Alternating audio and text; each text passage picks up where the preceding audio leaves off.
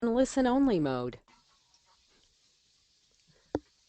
Hey, good morning, everyone, and welcome to today's real world fundraising success story with John Hayden and Erin Fogelman. Hi, John, Hi, Pam. and hi, Thanks Erin. for having me. And I Good want to thank morning, everyone. Pam and everybody.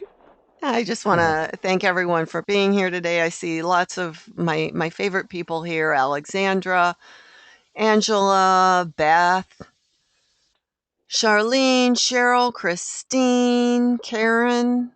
We've got a Madonna in the audience. Ruth Jones. This is awesome. Before we get started, I just wanted to share, oops, a little bit about what led me to Erin. Back in March, I started a little research project on my own that, for lack of a better wording, I'm calling Two Gifts a Week. And every week I make an online gift of just $20 to two smaller nonprofit organizations who are actually in my subscriber base. And through that, I'm tracking a variety of factors, including, of course, the ease of giving, how easy it is to find the donation button on the home page, and how many clicks it takes to actually make that gift. If I receive an email thank you, if I land on a thank you redirect page, I'm also tracking any kind of direct mail or phone follow up. And also, kind of, this is sort of a feeling, but overall, how transactional the process feels. And I have to tell you that it hasn't actually been very pretty, but there have been some standouts in the process. And in the upcoming weeks, I'm hoping to share more of them with you. But one of my best experiences in the online giving, the little test I'm running, has been making a donation to Brittany's Hope. I actually met Aaron earlier this month at the Fundraising Success Magazine Engage conference here in Philadelphia. And just like any good fundraiser, he followed up with an email. And I was intrigued with the mission of Brittany's Hope. And so I made a monthly gift. And the experience was such a great one that I invited Aaron to share with you a little bit about his thinking processes in developing the online giving for Brittany's Hope. Just like a lot of you, Aaron is actually an accidental fundraiser. He has a degree in accounting and he worked for an independent insurance auditing firm. And then he spent a year teaching English in Taiwan. And I would really love to hear more about that experience, Aaron. That's interesting. He says that during his time in Asia, he witnessed the orphan crisis firsthand. And when he came home, he saw the job opening at Brittany's Hope, and the rest is pretty much history. He's been there, I think, for 4 years now, and today's webinar is really just a kind of casual conversation meant to give you all an idea of what it takes to customize your organization's online giving experience for your donors. So I have lots of questions for Aaron, and if you have questions, we can open it up at the very end of this chat. And let's get started. Welcome, Aaron. I'm going to turn the controls over to you. And I want to thank you so much for being here today. Well, thank you so much for having me. I'm excited to be here. Okay, I am making you the presenter. Okay. Okay. Do you see my screen? I do. Perfect. Okay, is that the website that you're seeing? I am seeing the website.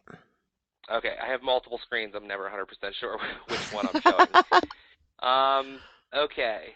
So, I didn't know. Did you want to start with a question, or should I just kind of start talking a little bit? Well, let me see. Let me see. I was going to ask you a little bit. Okay. What were you So using for a basically, when payment I got here 4 years processor? ago, I think a lot of people this will resonate with a lot of people because this is something I see on a lot of nonprofits, especially really small nonprofits. We had PayPal donate buttons on all of our pages, actually. They had gone as far as to customize the buttons to the specific program that the page was on, but really it was just the PayPal solution. And before I keep talking, I do want to say that I think PayPal is an incredible resource for small nonprofits. It does give you a lower transaction rate, and it is free overall. So it's definitely convenient and easy, but I just wasn't 100% sure that it was getting utilized to its fullest potential.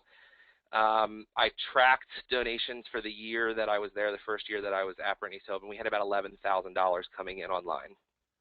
And so one of the very first things we did is we installed Google Analytics into our website on every page. And for any nonprofit marketer, you know that's one of the greatest resources you could possibly have. And I noticed that a ton of people were clicking this button and not making a donation. So we were having hundreds of clicks on the button, but only 1 or 2 donations a month.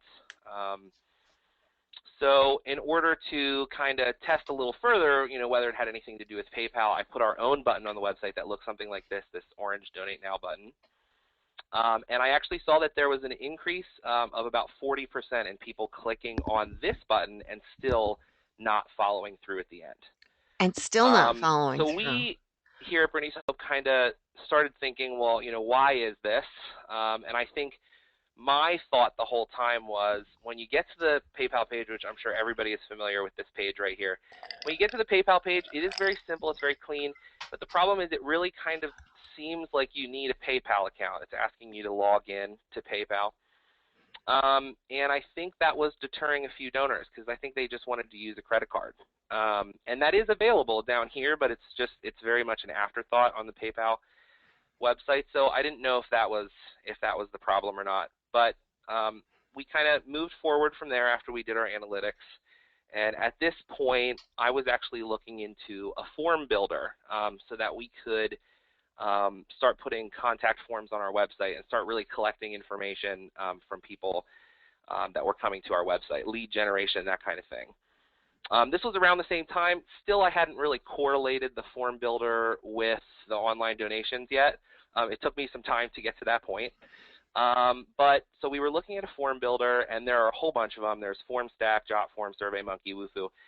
There's just really a lot of great options out there. And that kind of led us to start thinking about what we wanted in a form builder. And it's funny that now I can talk about this and say, yeah, this is what we wanted, but the truth is I don't even think we knew that this is what we wanted at the time. So what we ended up finding out is that in a form builder, we had to start thinking of donations as a form. Like, everybody says the word donation form, but sometimes I go to websites and I see that there's like a cart. You've added your donation to a cart, which I think is a semi-awkward process.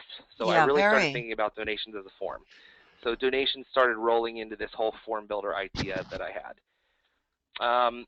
And basically, our ideals for a form builder would be that it's very easy to build. The entire staff here at Brittany's Hope can use it for their own purposes. So our program managers can create a survey for the families that they're giving adoption grants to. Our sponsorship coordinator can create a quick form to get information about all the sponsors for their kids. We actually just sent out a form asking what their birth date was and to share some information with their children. So it had to be easy to build. Everybody could use it. The other thing is I really wanted it inside of our website.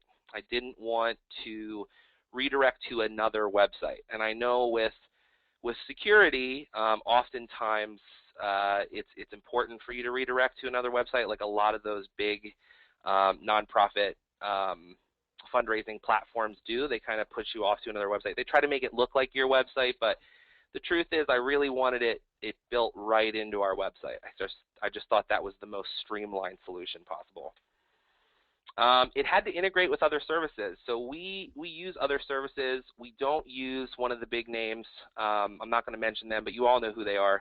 One of the big names for nonprofits that do all of the database work and all of the cultivation and all of that kind of thing. We don't use one of those. We're way too cheap for that. We're just way too small to go for that. So we needed integrations, and the form builder that we actually ended up picking, it integrates with Salesforce, which is what we use as our database management. It integrates with MailChimp. I'm throwing names out here. I probably shouldn't, recommend these things, but we use MailChimp for our email, and then we use Authorize.net for our payments, and I'll get there in just a minute. It needed to be PCI compliant, so that's secure payment processing. I didn't want anything to happen to our donors' credit cards.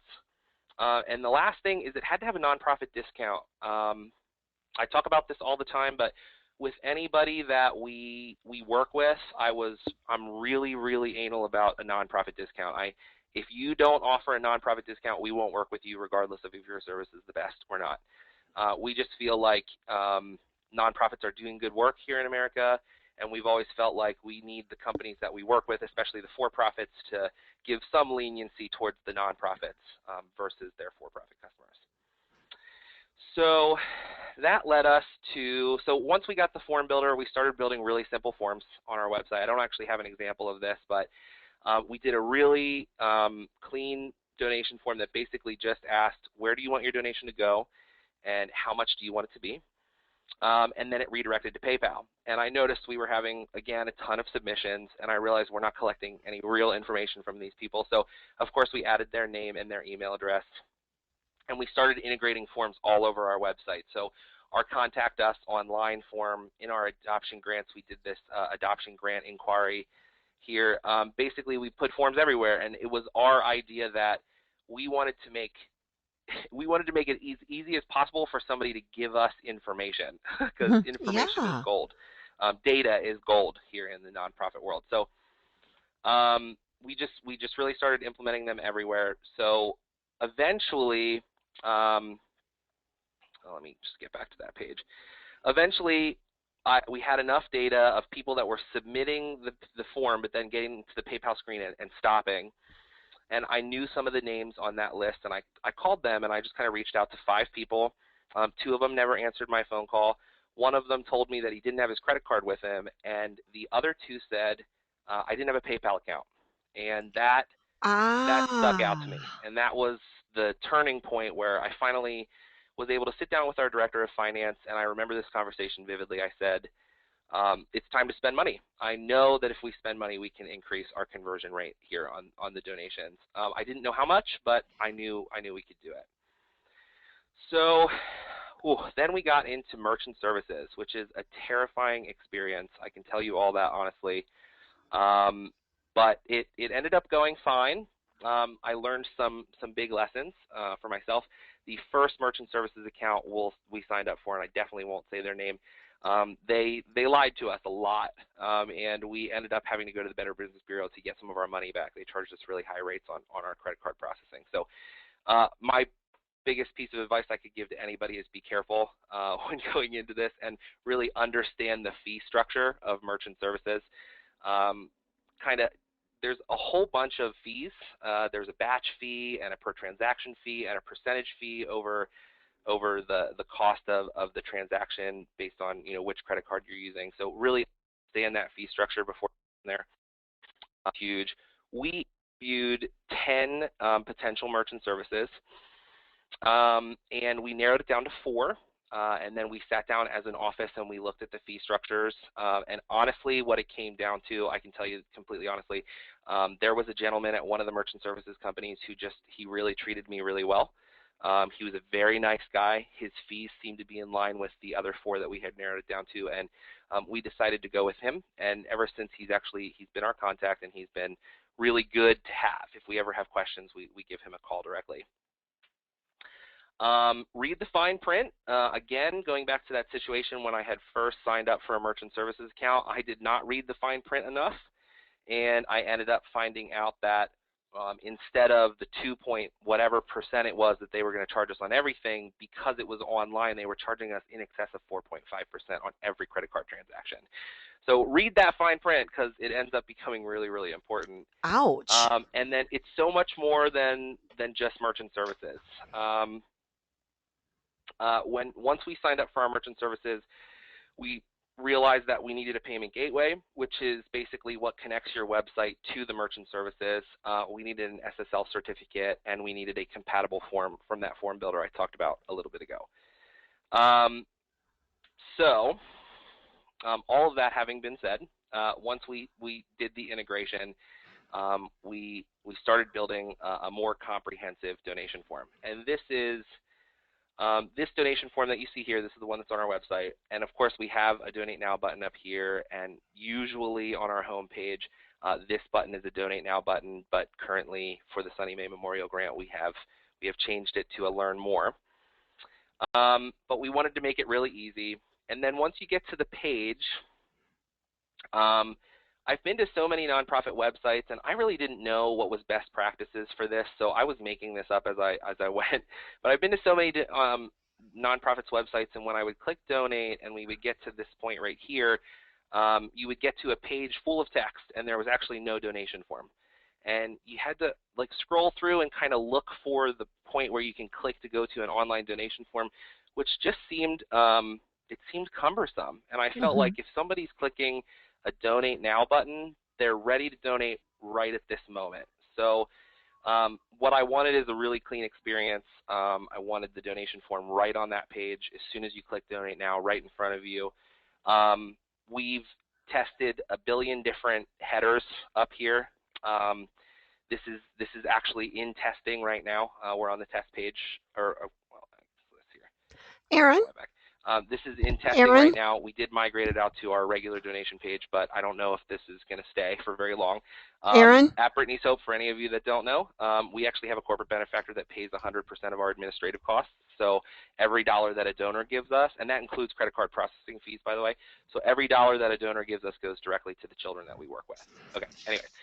So we've used call to actions up here. We've put pictures of needy children. You know, we've kind of done everything that we could to kind of invoke more donations. But the bottom line is, you know, we wanted to keep this simple and get right to the donation form. This form here is the result of months and months and months of testing. We've changed every little field 100 different times. These two fields up here, your donation's intention and donation amount, are probably the only fields that haven't been modified since the very beginning. Those were like the first two fields that we put on this donation form. The one thing that we're still talking, well, I'll get there later. Okay, so then we wanted it to be really clean, as little information, as little fields as possible, because it does seem overwhelming when you're making a donation. So we we took the approach, a back seat approach to the in honor of, the in memory of, and the recurring. We didn't want those to stand out because they kind of make it obtrusive. If you have all of the in honor fields right away, it's like just so much bigger of a donation form. It's not as clean and streamlined. So we wanted those to kind of auto-populate when we click on them. So when you click, all those fields fill in, or I mean, show up, and then you can fill those out as you want. And that's the same for recurring giving. If you add recurring, it asks you what frequency do you want it at, and you know, we needed to give all of those options, and then agree to us billing your credit card until you tell us to cancel. We used to do that on a yearly basis. This is a new thing that we're testing until canceled, and it's still working just fine. So I'm actually gonna make a donation and kind of show you a little bit of how it goes. Obviously, we want unrestricted funds just like any other nonprofit, despite our 100% model. So that is the first option. Can just enter that in here, and we'll do recurring. That's monthly, and I authorize to stay there. So then we're gonna. Mr. McTesterson is a big part of our world. All of the employees here at Brittany's Hope know Tester McTesterson. They've all gotten donations from him before, so we'll just go in here. And,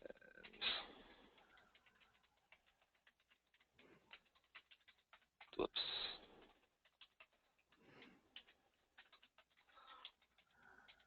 Okay. One of the big things about our donation form that we wanted, again, was those integrations, and those are right here, and I'll talk about those in a moment. But we also, you know, we love credit card donations for different reasons than the huge companies love them. Credit card donations in a big nonprofit automate the process. Credit card donations at a small nonprofit allow us to collect the information that we want. So I can make name required, I can make phone number required, which is really important. I'll talk about our cultivation that goes on with that. And I can make email required so that we're definitely getting that information. In the direct mail program, I mean, there are donors that we have that we literally don't even have their address because they just never fill in any of those forms. They just give us their name. Of course, we try to track them down and call them, but you know, that's for another time. So once we fill everything out, this is actually interesting to note. I'm just going to talk about this really quick. Even the text in this button right here was tested at least 100 times. I mean, we've been through continue, we've been through checkout, we've been through all different kinds of variations on this particular button. And honestly, I didn't want to use checkout. That was a personal bias. I think checkout sounds weird that you're checking out with your donation, especially when we get into the child sponsorship program. But I personally preferred this, and it seemed to perform just as well as checkout did. So continue to payment processing. Again, I don't want to leave our website, so you see up here that we're still on Brittany'sHope.org. So I didn't want to leave our website. I wanted all of the payment processing to be in one place. So that's where we have this here.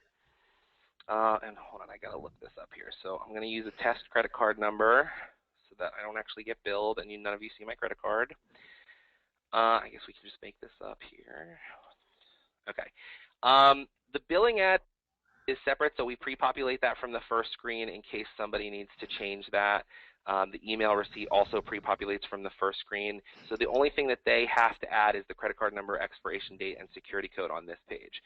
And I'll show you in some of our more complex forms, but on this form, it lists your donation amount. But this is a great recap of what you've done on the form. It kind of lists every little thing that you selected. So if there are a whole bunch of different things on the form that you can donate to, this lists it all kind of right there.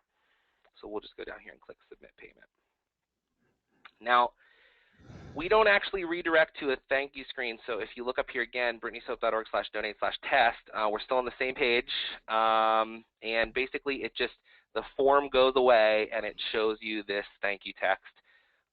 This text is horrible. I wish that you would all not read this right now. I wanted to redo this before we started this Oh, webinar, quit! This is text that we put up in there in the early periods. Some of the things that we've added so far are the social media. We really want to start integrating that. We hear that people like to share the warm fuzzy feelings they get from giving. So we added these two buttons right here for them to get to our various forms of social media. And then automatically generated by our system, and I hope these are already in my inbox here. The donor gets a receipt from our system, and I'll just bring that up real quick. So this is our receipt. The text is very similar to what you just saw on there. It puts their first name in here, so thank you for your big-hearted gift, Tester. Tester McTesterson. But it has our logo at the top. It's just a little bit of branding going on. It still has the social media buttons, similar text, and it just kind of recaps their whole donation. So this is what they get. On our side, then, we actually get a notification that looks like this. So we talked about integrations earlier. The type of information that gets automatically pushed into our database Salesforce is the information about the person. The donation itself doesn't get pushed in. We enter those manually. And then because they joined our postal mail, that gets pushed in. And then if they joined our email list, that gets pushed to MailChimp automatically. And then MailChimp and Salesforce integrate, so it's this integration triangle that we've tried to create here. It's definitely not the most ideal solution, but it's worked for us so far. So this is what we get. This comes to our Director of Finance's email, and she enters this donation, and then, of course, our database takes off and does various tasks assigned to various people within our organization. Okay. I know I'm not supposed to show you necessarily what service we use, but I do want to talk about this a little bit. We ended up choosing Wufoo for our form builder, and one of the reasons is it is crazy easy to use Wufoo, and all of our staff members know how to use it really easily. It is very much drag and drop, so you just drag a field in there, and then you rename the field here. Very, very easy. So everybody at our organization is very excited about Wufoo. They love to use it. It's got the payment integration where you can easily customize the thank you receipt, who it's coming from, what the subject is, all of that kind of stuff. And it shows you exactly what it's going to send. Let's see here. It's got great analytics. This is a test form, so you're not going to really see anything on here. But it shows you, how many submissions we've gotten, how many page views. There's been 14 page views, and what days those page views came in, how much revenue was generated, what the conversion rate and the error score and all of that kind of stuff is, which is really important for us. It's also got rules, and I think rules they stand out in Wufoo a lot. I mean, I've seen other form builders have rules too, but this is where, if your donation's intention is special needs adoption grants, and I'll just show this really quick. If we go to the donation form, if you select special needs adoption grants, this little field pops up. Or if you select child sponsorship, this little field pops up. Is this for a specific child? Wow. And the name and ID of that child. So that's really exciting. That's also how we did the in honor of, the rules built for the recurring giving. This has been really comprehensive and really great for us. And then even on top of that, we have, if your donation intention is for special needs adoption grants, this goes to the grants director, as well as the director of finance to enter the donation, so that she knows that this donation just came in. If it has to do with child sponsorship or any of our orphanages that we work with, this goes to the sponsorship coordinator so that she knows that this donation just came in and she can reach out directly to that donor. So that's really huge and really important for us, because our cultivation doesn't start and end with development or the executive director. It starts and ends with every single person in our office. I talked about transparency a few years ago with the staff, and we were talking about financial transparency, but we ended up coming to realize as a team that transparency really starts right here in our office. Everybody has to know what's going on and be involved in the fundraising process. So that's been really beneficial to us. Aaron. And you see that we have a ton of forms. These are our forms. Aaron? This WUFU has allowed us the flexibility to build forms everywhere on our website. So it's not just the donation form, and I know I'm getting long-winded, I'm really sorry. It's not just the donation form, but it's the sponsorship form. When you click through, it's dynamic enough to allow us, using this little text right here, it's dynamic enough to allow us to pre-populate information into the fields, which is huge and really beneficial for us. It's helped us create other campaigns like this. We have a Team Orphans. This is one of our grant recipients created this, and we put donation forms all over these pages. It gives people the opportunity to create their own fundraising webpage and fundraise for Brittany Soap. It also, let's see here, we did a capital campaign 2 years ago for the Injabar, or I guess last year for the Injabar Children's Home, and this gave us a great idea, or great leverage to build a subscriber and then a special donation form where we're actually showing them how many bricks they can purchase with their money. So that was really important. So WUFU definitely has not just been a donation form to us, it has been a transformation for us. So in conjunction with our donation form and some email campaigns that we launched, and we even did really simple campaigns where we just emailed some of our donors and said, hey, we have a new donation form, check it out, and they would make a donation. So in conjunction with that, the first year that we switched over, we actually raised $160,000 in comparison to the $11,000 we raised the year before. And then to date, we're raising about $200,000. So 2 years later, we raised $200,000. Not the same growth, obviously 11 to 160, but still, it's growth all the same. So we're pretty happy with that. And then just last thing, I'll just show you really quick. This is our database. Don't want to show any specific information, but you see that in our database, Mr. Tester McTesterson has already been pushed into our database. So that's really helpful. And then once he gets in there, especially because it came from WUFU, it will create the type of cultivation methods, like we actually have our executive director call all new donors that we have and anything like that. So that's a quick overview of how we did our online fundraising. Aaron, can you hear me? Questions? Aaron? Aaron, can you hear us? I can't hear anybody. Am I supposed to be able to hear other people talking? Yeah, you should be. Oh, that's not good. I know. That's funny. Can anybody, can people hear Aaron and me? Just in the questions box, if you could just say, hey, I can hear you. You can hear me? Okay. For some reason, Aaron can't hear us. That's really strange. I wonder why. Yeah, Angela says this has been wonderful. He's an excellent presenter, easy to understand. Yeah, this has really been great, Aaron. Even though you can't hear me. My questions, Pamela, and I wish Aaron could hear, is first of all, I love how he did this through a process of trying different things, trying this, testing. trying that, and then finally calling a couple of donors and saying, hey, why didn't you donate, or what was the problem? And a couple of people said PayPal. Then he somewhat verified his intuition, and then decided to make a bigger investment into an overall payment solution with WUFU. Mm-hmm. And also, I just had questions if what else is he experimenting with, would he consider removing the sidebar, for example, on the donation page? Because the sidebar is, it's just another distraction that people can click off. Hmm. So I'm not sure if he was interested in doing that. And I really like the the integration with Salesforce and Mailchimp. Yes. Yeah.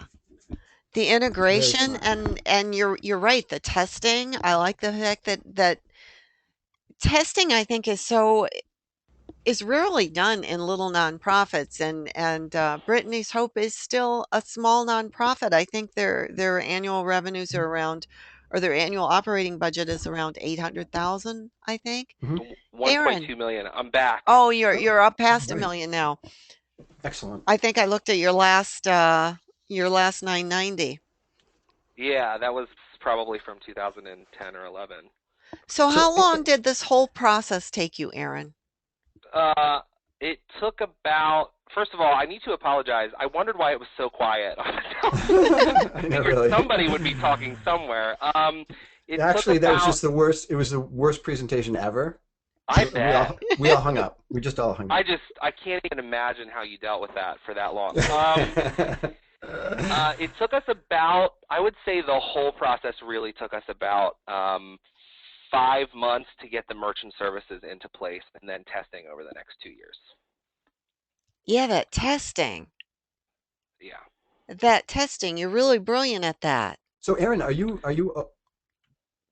do you have a couple of minutes for questions, maybe? Of course. Now that I can Aaron? hear, I would Oh, you love do. to answer questions. Well, Great. I Okay, have so to I'm tell you, looking. we've gotten really fabulous comments. Yeah, the comments are Oh, that's excellent. good. Yeah, the comments are Okay. excellent. I don't see any questions, but I have questions too.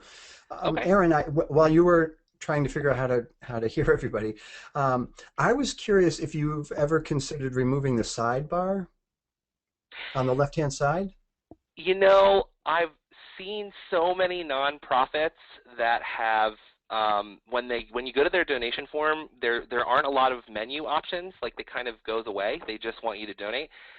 Personally, I think that if somebody wants to learn more before they donate, that they definitely should. So Hmm. our personal opinion about it is no. I could imagine that it would help, so I might try it someday. Hmm. Yeah, Oh, it might be interesting. interesting just to do an A/B test, and I love how with Woofu, it sounds like you can do that kind of A/B testing with forms, right? Yeah, we do. We do a lot of it. That's great. The other thing I wanted to ask about that, you mentioned that you were currently testing that little banner text up top, the 100% of all donations. How many different options have you tested there? Oh my heavens. um, oh wow. Probably at least 15 or 20. I've changed that up a lot. To be honest with you, it hasn't really changed our volume of donations or conversion rates very much. Um, we had Hmm. one that was really text-based Now, and didn't Aaron, have what's any. the Oh, what's the process that you go through? I was just going well, to ask when you say testing, just for people who may not know, how would I possibly test something like this image right here? 100% of your donation goes to, what's the actual steps that you go through to test and verify certainly. if something's actually going to be better? Certainly. Well, we're still a small nonprofit, so shamefully our testing isn't nearly as awesome as it could be. If we had 100,000 people on our website every day, it would be way more accurate and statistically relevant. But for us, we run an A/B test for 2 months. That's pretty much what we do, and we only do it from March to October. Hmm. Any other months are not applicable for us because Hmm. it's peak fundraising season and it's not worth testing at that time. Okay, great. So you do that through the form builder, right? Yeah, we do the A/B testing through, well, kind of. We do some of the A/B testing through the form builder. We'll build two separate forms, and then actually we use code to launch separate forms with separate buttons on the website, or to do a 50-50 split on our donation button here at the top of the page, which is, of course, our most relevant button that we have on the website. And then we Hmm. do AP testing. When we do MailChimp campaigns or email campaigns, those are A/B tested as well. And inside of the different tests have different buttons to different forms. Oh, that's great. Hmm. Wow. Can I ask a quick question, Aaron? Of And course. that's, well, you couldn't hear me, but I was trying to give you a huge round of applause when you were talking about your whole staff being involved in fundraising. I Oh, just, oh, good. um, could you tell me a little bit about your internal processes? And I know that after I made a donation, I actually got a phone call, which I just discovered Ah. because it's on my new phone, and I only found my the voicemail feature yesterday. Um, and also, you have a direct mail, and also you've Yes. got those boxes pre-selected. I noticed Which boxes? I'm sorry. to receive more information via, what is it? Direct mail and Yeah, let's see. postal mail Yeah. and email. Yeah. Yeah, we definitely have them pre-selected. I always, I did feel my executive director made me do that. I did feel like that was a little, I don't know how to say it, but it's worked really well. If that has anything to say about it. Do you get many people that We actually take the effort to unselect? on our regular donation form, no. Because most of the people making donations on our regular donation form are interested in our work, we Okay. found. So a lot of times this stays checked. On some of our other donation forms, like here, I'll bring you to like Team Orphans, people that are donating to individuals, they will often uncheck these buttons here. Or on our Walk of Love, this is one of our 5Ks, our cross country 5K. When we do register, actually the registration page isn't up yet, so I can't show you that. But a lot of people uncheck that. But on our regular donation form, no, that tends to stay checked. Our cultivation methods are really, really, I guess, kind of random. It depends a lot on what they're donating to, when they're donating, all kinds of things. But all new donors get a phone call from the executive director. Every single one of them, no matter what, gets a Hmm. phone call from the executive director. And Wow. then Yeah. our You know, database, can I just I'm sorry? Oh, Aaron, I'm sorry. I'm just going to add one quick thing. Blackbaud Sure. actually did some research on phone calls. Have you heard about the research that they've done? I haven't, Well, but I would love basically, to there's hear a about guy it. named Chuck Longfield, and he's the chief scientist at Blackbaud, and he did this Hmm. incredible study of thousands and thousands of phone calls. I mean, I don't know how many, but basically, he was able to show that if you make a phone call, a simple thank you call, it Hmm. increases the overall donor value by 25%. So Wow. it increases the likelihood that they will renew, that they will donate again by 25%, and it increases the overall funds by 25%. Well, that's fantastic. I'm Yeah. glad we do it then. Yep. Yep. Great, great. It's super Um, simple. Yeah, it is. It's very simple, and it's such a connection because our executive director is truly an amazing people person. She was actually an orphan herself until the age of 9, and then she was adopted by a family here in America. So her story is incredible. When she talks to donors, they love hearing with her. They connect with her instantly. And yeah, I mean, I can very much believe that statistic because it's done wonders for us. How does your executive director, you That's a said, really easy way how to does how separate yourself. does how does she fit that into her day? I have no idea. Um, we're a small nonprofit. We have 4 people, so a lot of us work much more than 40 hours a week, including her. She's definitely one of the most dedicated people here. So I don't know, but as donations roll in, she is I mean, Pam, before I could even tell her who you were, the call had already been made. I went over and I said, hey, that's Pam from the conference. So she was there with me. I don't know if actually you remember meeting her or not, and she was like, "Oh, I already called her." I mean, it was just done, instant. So she's very quick with that. And then our database, depending on when the donation is entered, it sets up tasks for certain time periods. 3 weeks is our big one. We like to reach out again in 3 weeks.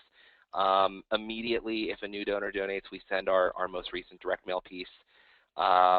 Even though that hasn't necessarily gone out. So our most recent newsletter, we have extras sitting here that will automatically not automatically, excuse me, somebody handwrites the address and sends it out to them. But and then 3 weeks we do a follow up, and then usually we try to get our next donation by 5 weeks after the donation, the first donation. So you And have Aaron, a definite plan, a definite next gift strategy. And We do. It's definitely. I mean, it's new though. I mean, we're just always testing, always trying to change things. So, if anybody has any recommendations as to time periods and follow up, that I would just love to hear that. mm. And the rules, the follow-up rules, you've set those up in Salesforce? Yes, Okay. Salesforce is my favorite thing in the whole wide world. For anybody that doesn't use it, it is free for nonprofits up to 10 users, which is crazy, Hmm. and it's amazing. It's not only, and I don't know, can you guys still see my screen? Mm-hmm. Yeah. Okay, I'm just gonna bring up Salesforce one more time. I don't know where it is. There's also, I mean, not to plug, already, actually, you've plugged a lot of things, so I I'm guess I can plug sorry. some. No, no, no, no. It's great. It's great because this is what people really want to see. They want to see what are you doing? What are you clicking on? What tools are you using? How do you do that? The step by step. That's what, Yeah. in my experience, that's what nonprofits really love to see. There's also a company called Cloud for Good, which Oh, I've heard of them. yeah, so basically they put like a user-friendly, um, they turn Salesforce into a user-friendly um, format for Oh, nonprofits good. specifically. Because as Oh, you that's awesome. know from your own experience, I mean, Salesforce has so many features, and It's actually it's kind of chaos all yeah, the time. it's like a Humvee when you kind of need a Yugo. Yeah, exactly. I'll tell you something about Salesforce. I actually, I'm a little tech savvy, so I did customize our Salesforce ourselves, but I would have spent $10,000 getting Salesforce implemented if I had to, because it has revolutionized the way we work. Mhm. Even being able to build, and you guys can all still see my screen, even being able to build, and first of all, how freaking adorable is Joe Allen? Sorry. Um, Being able to build a customized child sponsorship database where we can see the kid and we can see her description and we can match her. Oh, she's not matched right now. We can match her directly to our donors in the contact profile. I'm trying to see if I have any kids that are matched Wow. here. So we come down here and the sponsorship, it's right. Oh, I shouldn't show names, should I? Anyways, the sponsorship is right down there and it links right to the contact in the profile. So when we go to do letters, I mean, it's literally auto-generated. Everything is auto-generated. We pay for one service in Salesforce. I don't know if I should mention their name, but I'm going to anyways because I love them. Conga, and they have automated processes that we never even thought were remotely possible. So this will actually auto-generate, and I'll show you. And Pam, I don't know if you got this welcome packet in the mail. I sent you a blank version of this. But it'll auto-generate these cards that we put in our sponsorship welcome packet, and it's a 4x6, and it's got her description and all of her information and her picture, and it prints out on glossy paper over here in our printer, and it's just, I mean, it really has Hmm. revolutionized the way we work. Wow. So does Conga send it out, or you still do the mailing in-house, right? We do the mailing in-house. Everything is done in-house. We just pay Conga to automatically generate these profiles, and our thank you letters are auto-generated by Conga when we enter donations. So Conga has been a very important integration as well. Wow, that's great. Yeah. Excellent. Gee, I think I could seriously talk to you all day, Aaron. Well, No, I it's would great. love I to talk mean, to you all day, Dave. Yeah. well, I think, I mean, what I like, Aaron, is that you are not afraid to experiment. You know, so that's the first thing. You're not afraid to experiment. You recognize that and because you test, you recognize when there's a problem.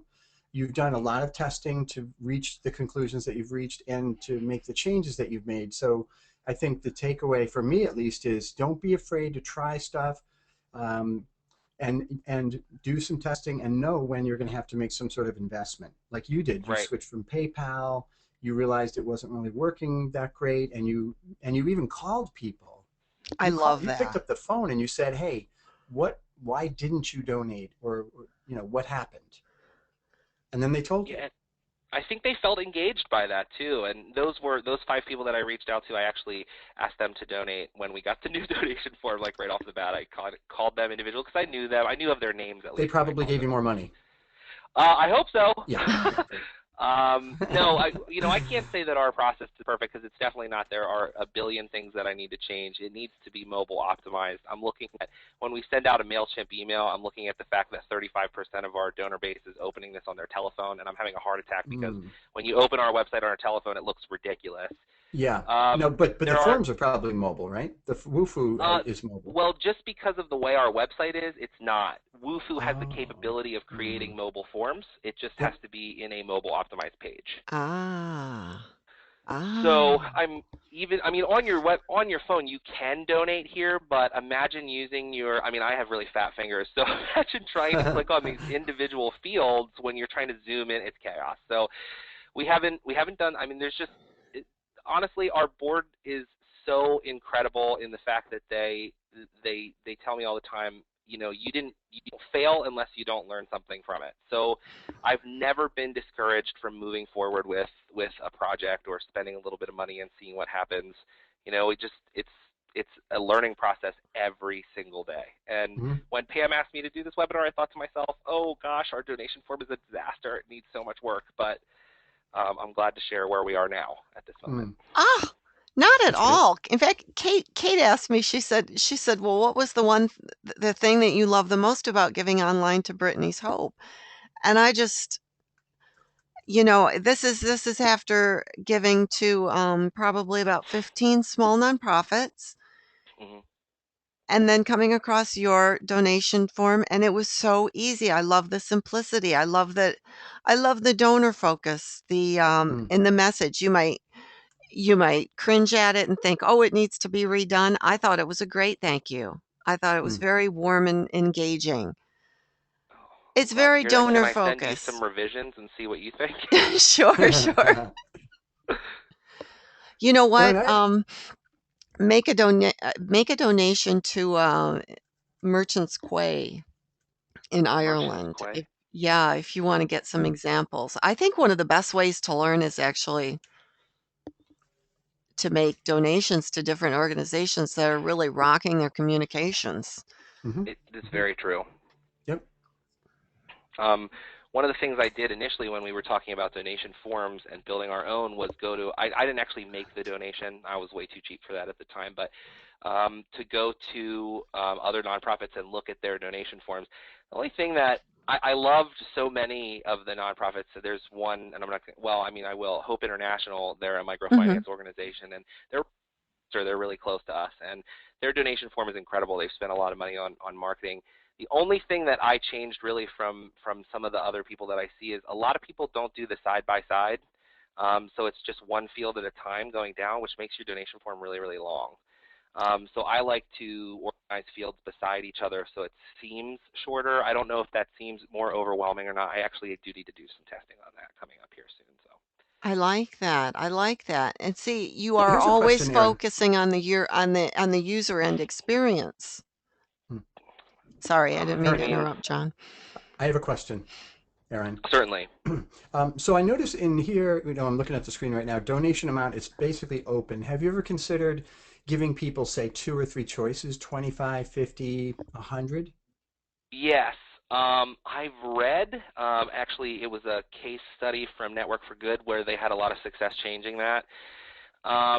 It's definitely something I want to do. I have no idea how to test it, though. I Mm. mean, I guess I could do an A/B test and see if the volume, or not volume, the amount of donations is higher, but yeah, I'm not 100% sure how to test it. Ours has always been like this, and that's definitely something I've thought about a lot because Mm. I know 99% of other nonprofits are doing that. They're giving Yeah. values Hmm, that you can click on, that's a good or you can question. enter in the other You know fields. what I would do, Aaron, is I would actually look at the donations that came through here and see if you can average them and see if there's a Okay. common amount first. Right. Right. Find, oh, well, most people are kind of giving around this range. And then based on that, you might ask yourself, geez, why don't we just tell them right up front to just donate $25 or just donate 50? And then you could do the A/B testing with Wufoo. But the first step is to Definitely. see if there's even an opportunity, if there would be low hanging fruit just by looking at the dollar amounts that you've already gotten and see if there's a an average that Definitely. Yeah, that's probably. I'm writing this down as you're talking, John. yeah, actually not That's an average. It probably would be something it would be called a that we mode, I will do. guess. It would And be a then I mode. It would know, be up here where, and I apologize to interrupt, up here where the 100% is, we've done, $20 buys you this, because at Bernie Soap, $20 feeds a child for a month, $15 educates a child for a month, $50 puts them in higher education and feeds and clothes and whatever. So we've done that up here, so I think that maybe that even in conjunction with the individual amounts might work. Again, you just got to test. Yeah, yeah. Lots of things And to then, test. oh, sorry. And then something I didn't mention is actually these down here. I've tested these a few times, these little certifications that we have down here, just that we're secure and that we use authorized.net and that we're a GuideStar Silver participant, which we should be gold, but that's not, we're not going to talk about that now. And that we got top rated with Great Nonprofits in 2013. This has actually, I was surprised that this, in my testing, and again, our testing is with a small nonprofit and it's not always the most accurate, but this seemed to help a lot, this option right here. Ah, good to know. And then, Pam, you asked me a question about these things down here. Mm-hmm. We do not get very many people to donate by mail anymore, very occasionally, but it used to be up here, and it would happen a lot more often. When I moved it down here, it happens a lot less often. So I'm not 100% sure if those people are not donating. I guess I would have to really kind of look into that and see some analytics on those numbers. Oh, But interesting. no, we don't. I mean, we probably get one of these every 2 or 3 months now.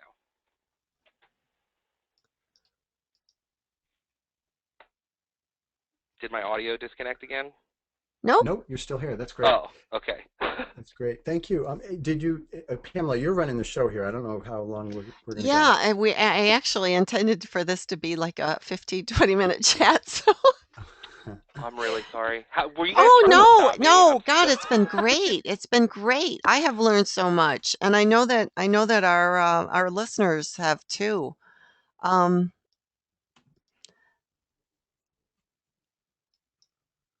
Let's see.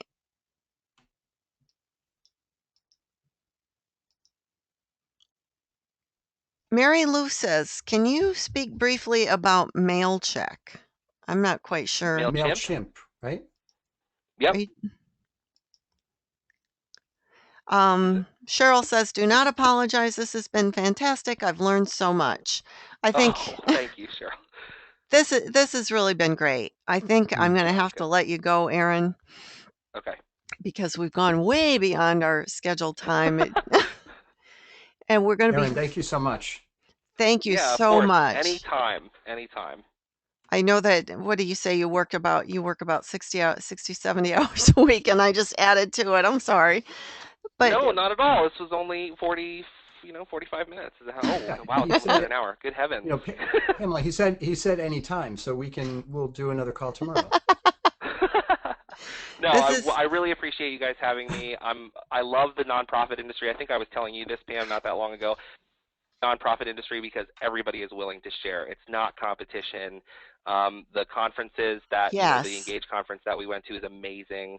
The Bridge to Integrated Marketing conference down in DC is incredible. So it's just, I love talking to other nonprofits, and they're always willing to say, well, this is how we did this, and it's just fascinating. I can't take notes enough. So, so I'm very happy to be here.